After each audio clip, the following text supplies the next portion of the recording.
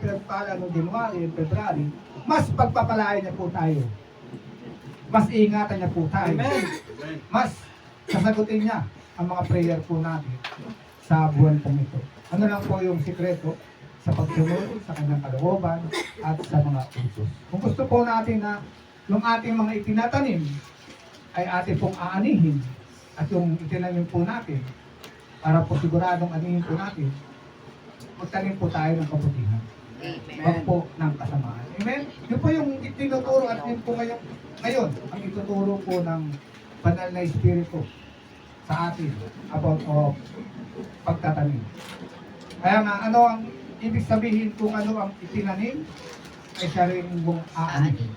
Amen. Ang ibig sabihin ng kung ano ang iyong itinanim ay siya mong aanihin ay ang prinsipyo ng pag-ani na nagsasabi na ang mga gawa mo sa buhay na ito ay magbubunga ng mga resulta na katulad ng mga gawa mo. Ibig sabihin, about yourself, about sa pagtatanim mo, ikaw ay aani. Hindi maaaring sa pagtatanim mo ay hindi ka aani. Amen. Mabuti man yan, masama man yan tinanim mo, aanihin mo yan pagdating ng tamang panahon, ng tamang oras, at pag ibinigay na sa iyo ng Diyos yung ani na yan, mabuti man o masama, matatanggap mo na yan. Amen? Amen. Yun po yung mabuti. Kaya, huwag sasabihin ng tao na kapag gumawa siya ng kabutihan, ay wala siyang aani. No, aani po siya. At ganun din po. Pag ang tao po ay nagtanim ng masama, aanihin niya rin po yung tinanim niya na masama po. Amen. Kaya ito po yung magpapaliwanag sa ating mga isipan na ang bawat pamumuhay po natin sa mundo pong ito, mula Lunes hanggang Linggo, ay tayo po ay nagtatanim. Amen. Sa bawat sinasabi po natin, tayo po ay nagtatanim. Sa bawat ginagawa po natin, tayo po ay nagtatanim. Mabuti man ito o masama man. Kaya, according to your works, according to your say, o according to your lahat ng ginagawa mo, ay aanihin mo po yun. Totoo po yun. Kaya nga, bakit sinasabi ng tao, nagsusumikap naman ako, nagtatrabaho naman ako, may negosyo naman ako, bakit ganito pa rin yung buhay ko? Dahil nga, about doon sa itinatanim mo. Dahil kung ano nga yung itinatanim mo o itinanim mo, ay aanihin mo. Maganda po yung revelation pong ito. Kaya, hilingin po natin sa Lord na yung spiritual hearing po natin, yung pandinig po natin, ay mabuksan po ngayon para maunawaan at maintindihan po natin. Kaya nga, ayon nga po sa Biblia, dito po sa Galatians chapter 6 verse 7, sabi po rito, huwag kayong magdaya. Ang Diyos ay hindi napupuot. Ang sino mang nag-aasik ng hangin ay aanihin ang bagyo. Kung ano ang itinanim ng tao, yun din ang aanihin niya. Amen. Kaya maliwanag na huwag kayong magdaya. Ay, ibig sabihin na huwag kayong magdaya. Ang Diyos raw po ay hindi raw po natin madadaya at napupuot po siya sa mga taong mandaraya, maging sa salita at maging sa gawa. Kaya, ang sino mang nag-aasik ng hangin ay aanihin ang bagyo. Ano po yung ang sino mang nag-aasik ng hangin ay aanihin ang bagyo? Ibig sabihin po nun, pag masama, ang iyong itinanim, masama rin ang iyong aanihin. Kaya kung bakit mayroong mga taong nagsusumikap na yumaman ay hindi po yumaman at ang mayroong mga tao kahit na nagdinegosyo na nagtatrabaho na ay hindi pa rin po upunggad ang buhay dahil nga about doon sa kanilang itinatanim. Kaya para kung ang buhay ay talagang gustong umunlad, sumagana, yumaman, kailangan yung pagtatanim ng isang tao ay dapat mula January hanggang Disyembre o mula sa taong 2026 hanggang sa incoming of years ay kailangan puro kabutihan na ang itinatanim ng taong ito para mula itong buwan ng Marso, buwan na ito, anihin po niya ay puro kabutihan na po. Dahil kung tayo po ay magtatanim pa rin ng masama sa buwan ng Marsong ito, sa taong 2020, huwag po tayong mag-expect na aanin po tayo ng good harvest. Amen. Never! Kaya pag gusto mo ng good harvest, ang anihin mo mula sa buwan ng Marso ito hanggang sa Disyembre at mula sa 2026 na taon na ito hanggang sa susunod na mga taon, kailangan good lagi ang iyong itinanim. Parang halaman po yan ito. Pag ang halaman pong ito, tinanim nyo, hindi nyo po inalagaan at pinabayaan nyo po siya. At hindi nyo po siya binigyan ng magandang pataba at magandang pag-aalaga, never po siyang mag-grow. Ganun din po yung buhay po natin. Never gumanda ang buhay po natin pag hindi po natin ito inalagaan, iningatan, at ginabayan. Ngayon, ano po yung pinaka-the best po rito? Yung ating nga pong pagtatanim, ipagkatiwala po natin ito doon sa lumika ng itinatanim po natin na katulad. Hello! Para yung halamang ito lumago mabuti. Dumami mabuti. Katulad na nakikita niyo pong mga halaman dyan. Na dati isang pasok lang po yan. Pero dahil sa magandang pag-aalaga at magandang pagdidisiplina at pag-aaruga, dumami na po siya, nagmultiply na po. Ganun yung dapat na maging buhay po natin. At ganun po yung dapat na maging attitude po natin sa pag-aalaga po natin sa ating mga tinanim. Amen. Para yung harvest po natin ay maging good harvest. Amen? Kaya nga sabi nga, sino mang nag-aasik ng hangin ay aaniin ang bagyo. Eh, ibig sabihin, pag hinaasik mo ang masama, aani ka ang masama. Kaya kung ano ang itinanim ng tao, yun din ang aanihin niya. Yan po yung sabi sa Galatia, chapter 6, verse 7. Kaya ito naman po yung sabi sa Kawikaan, chapter 11, verse 18. Ang gumagawa ng kasamaan ay aanihin ang kasamaan, ngunit ang gumagawa ng kabutihan ay aanihin ang kabutihan. Halimbawa naman po natin about sa ating mga self, sarili. Kasi sinasabi po rito sa Kawikaan na ang gumagawa ng kasamaan ay aanihin ang kasamaan. Dito muna po tayo dito sa aanihin ang kasamaan. About of halimbawa po natin ang ating self, sarili. Di ba? Pag ang ating pong sarili ay ating pong iningatan, ang ating good health ay talaga namang pong malakas maging ang ating pangangatawan. At hindi po tayo magiging sakitin. Pero bakit nagiging masakitin o sakitin ang isang tao? Dahil sa hindi niya pag-aalaga ng mabuti sa kanyang sarili at sa kanyang physical na katawan. Hello, naunawaan nyo? Katulad ng kung ang iyong sariling ito o ang katawang ito ay hindi mo ito iingatan at lalagyan mo ito ng mga sari-saring mga masasamang inumin, katulad ng pag-inom ng alak, katulad ng mga paninigarilyo o sigarilyo, o sabihin na natin na sama na natin yung hindi pagdisiplina sa ating katawan, katulad ng hardworking po tayo, wala na po tayong disiplina sa katawan natin na ang gusto na lang po natin ay mag-work, maghanap buhay at wala na po tayong panahon na ipahinga yung ating sarili. At yun nga po yun, aani po tayo ng masama. Ano po yung masamang aanihin po ng katawan po natin?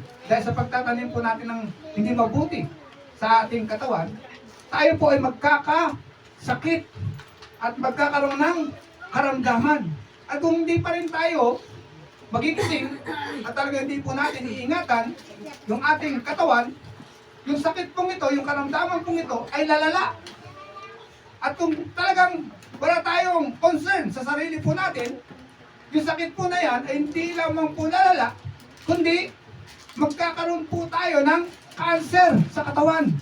At kung talagang hindi pa tayo titino, at talagang wala talaga tayong malasakit sa katawan po natin, yung cancer po na yan, ay mapupunta po yan sa kamatayan.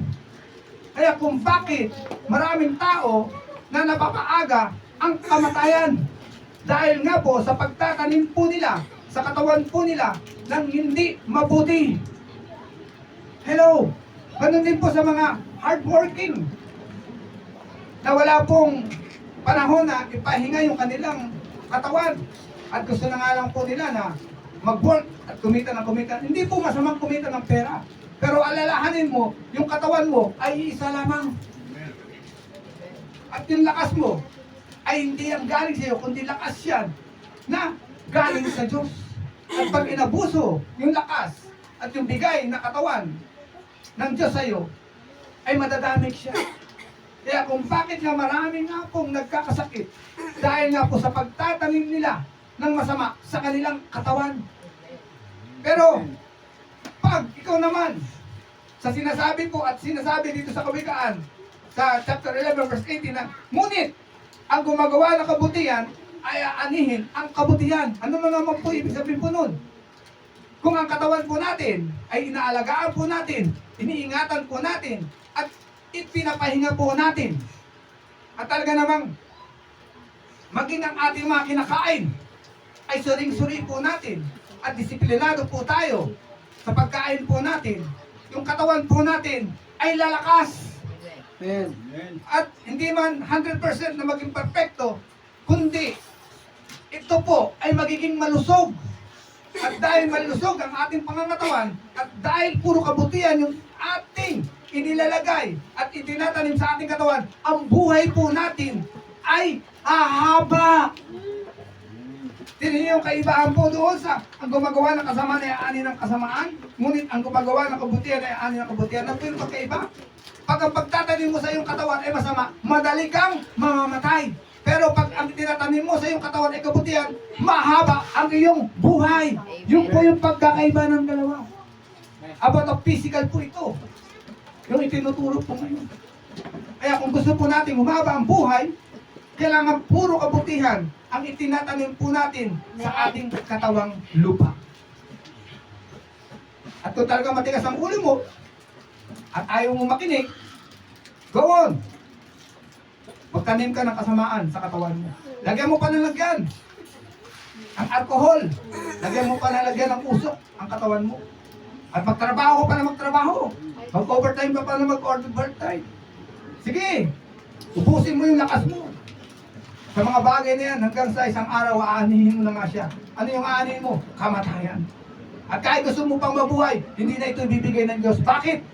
Tinanim mo nga eh. Aanihin mo nga. Yung nga ko yung sinasabi, kung ano ang iyong itinatanim, siya mong aanihin. Eh hindi pwedeng nagtanim ka na hindi mo siya aanihin. Kaya kung bakit ang mga tao po, at merong mga tao na madali pong nawawala at namamatay sa mundo pong ito. Dahil sa kanilang pagtatanim ng kasamaan sa kanilang mismong katawan.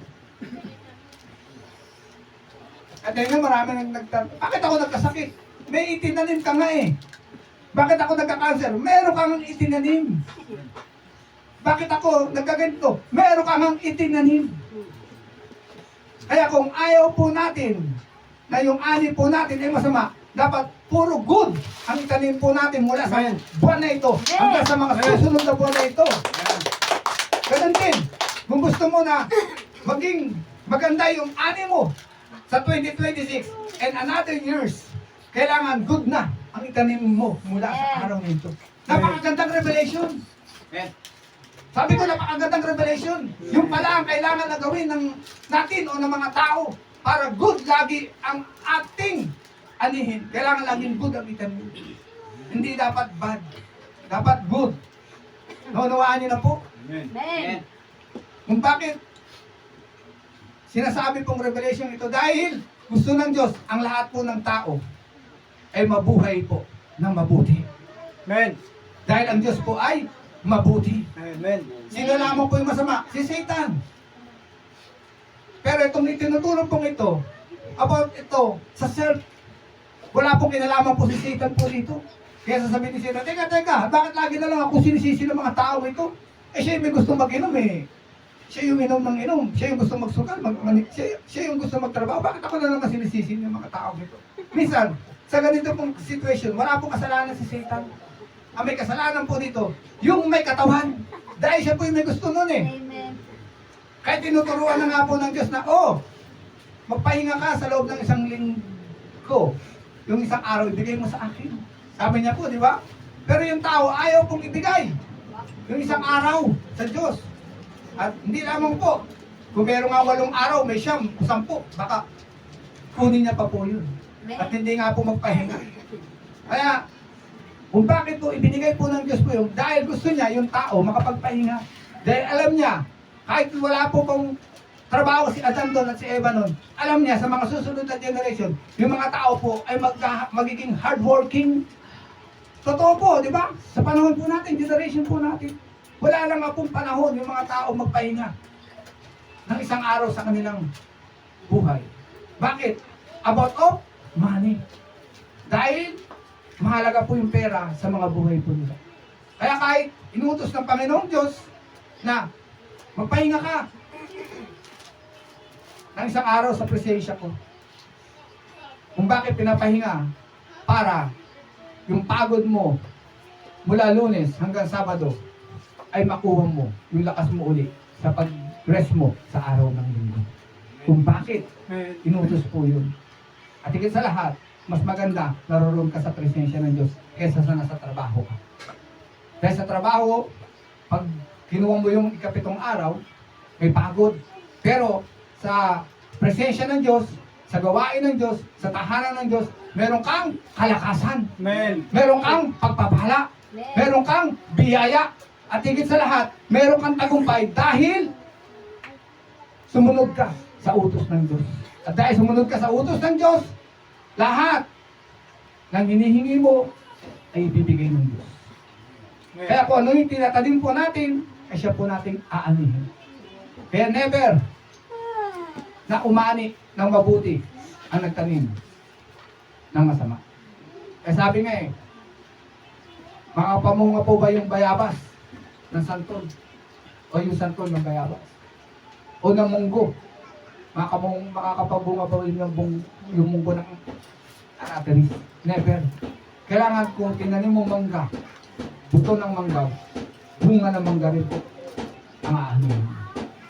Kaya nga po, matatapos na po yung nagsasabi na, bakit naging ganito yung buhay ko? Bakit naging mahirap ako?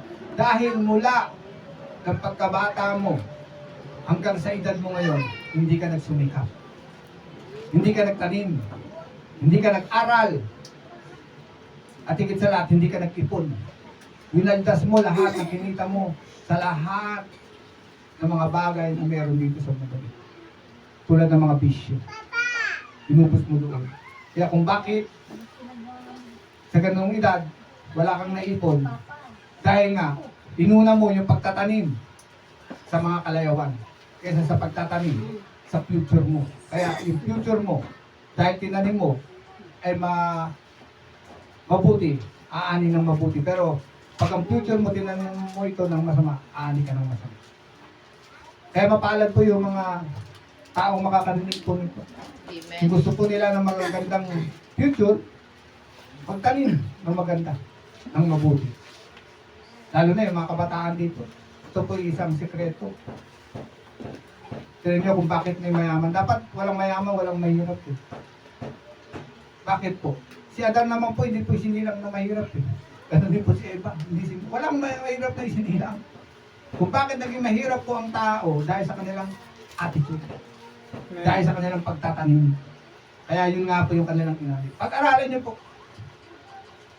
ang buhay po ng unang tao. Wala pong mahirap. Unlimited nga po yung eating ni Adan at ni Eva dun sa halamanan ng Eden. Pitas lang po sila ng pitas ng mga prutas. At ang kinakain po ng mga unang tao ay mga good. Sabi ko mga good. Amen. Wala pong damo ang kinakain po ng unang tao.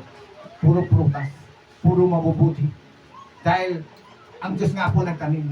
Kaya sabi nga po sa Genesis, lahat ng nilikha po ng Diyos ay mabuti. Ganun din po dapat ang mga tao po sa generation po ito.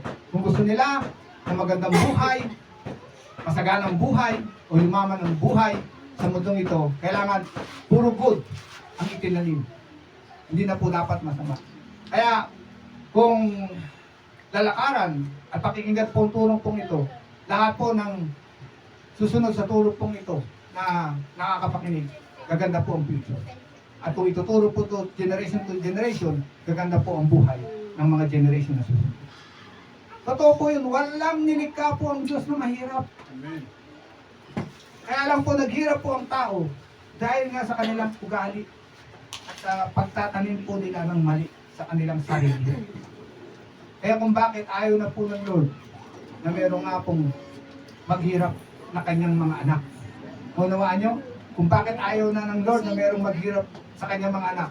Dahil ayaw niya nga po na makita ang kanyang mga hiniram na nalulungkot, kinakapos sa pamumuhay pinansyal. Maging sa physical na kalusugan, ayaw niya po magkasakit.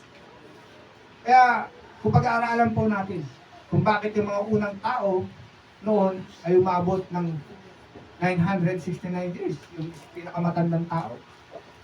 Amen. 969 years, kilala niyo po ba yun? Bakit po siya nakapamuhay po ng 969 years? Dahil nga disiplinado po siya at marunong po siyang magtanim ng mabuti sa kanyang katawan. Kaya ang inanin niya po ay mahabang buhay. Kaya kung gusto mong humaba ang buhay mo, good, lagi ang itananin mo sa sarili mo. Sino po yung gustong mabuhay ng mahaba? Amen. Wala. Dapat lahat. Kami, gusto yata mayroon dito matapos na agad ang buhay. Wala naman pong gano'n, di ba? Lahat po tayo nangangarap na malampasan pa yung buhay ni Mutasalim. 969 years. Sino pong gusto ng gano'n? 1,000 years ang buhay. Amen. Wala. Sa bagay, dineclare na ng Lord, 120 years na lang eh. O, 120 years. Pero po bang ano, tingnan nyo, baka yung sa hinlalaki nyo, maabutan nyo pa. O. Amen. Kahit noon. At higit sa lahat po yun, matulad tayo kay Moses, nalingkod po ng Diyos. 120 years si Moses, pero hindi nalabo ang mata ni Moses.